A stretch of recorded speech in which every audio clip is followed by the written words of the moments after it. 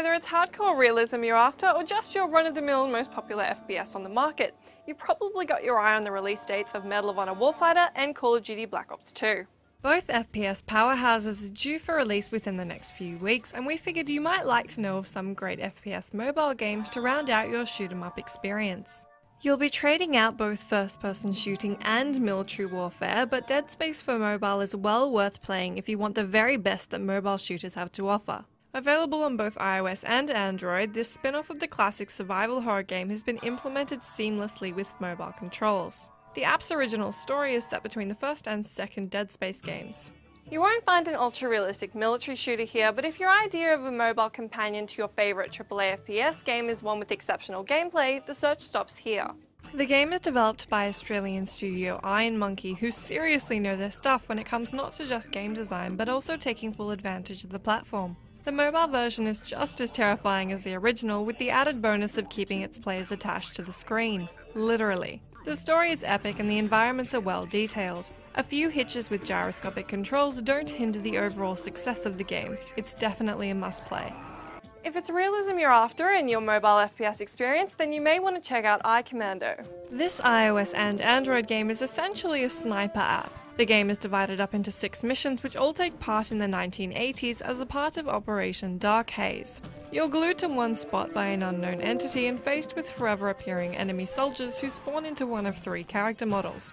Unlike you, these characters do move, and while they try and shoot you in the face, you attempt to do the same. The audio is solid and realistic, and each mission rounds off with a boss battle. You could suggest that there's Medal of Honor style realism here, accepting that pesky dying thing, since my soldier seemed to survive a Terminator-destroying number of bullets to his person. The aiming system works with a gyroscope, and 60% of the time it works every time.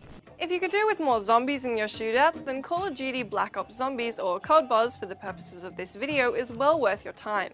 The tutorial is clever and well implemented into the game. The FPS system is actually intuitive, and the interface is flexible enough not to freeze up if your joystick finger slips outside the traditional square inch of allocated movement space.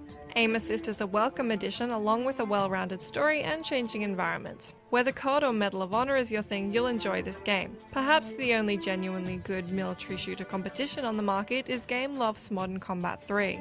Modern Combat 3 had me hooked as soon as it asked whether or not I wanted to use gyroscope and gave no as one of the options. This could only have been improved if one of the options was no, no way, never, and there was a secondary option to eliminate gyroscope as a feature from all games ever.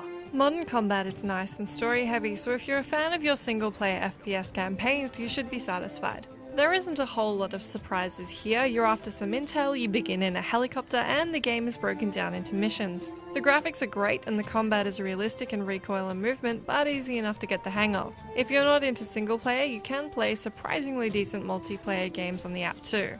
Have you guys tried any mobile FPS games, and if so, which ones are your favourites? Let us know in the comments down below. For all things Medal of Honor and Call of Duty, as well as other plays like shows, check out GameSpot now.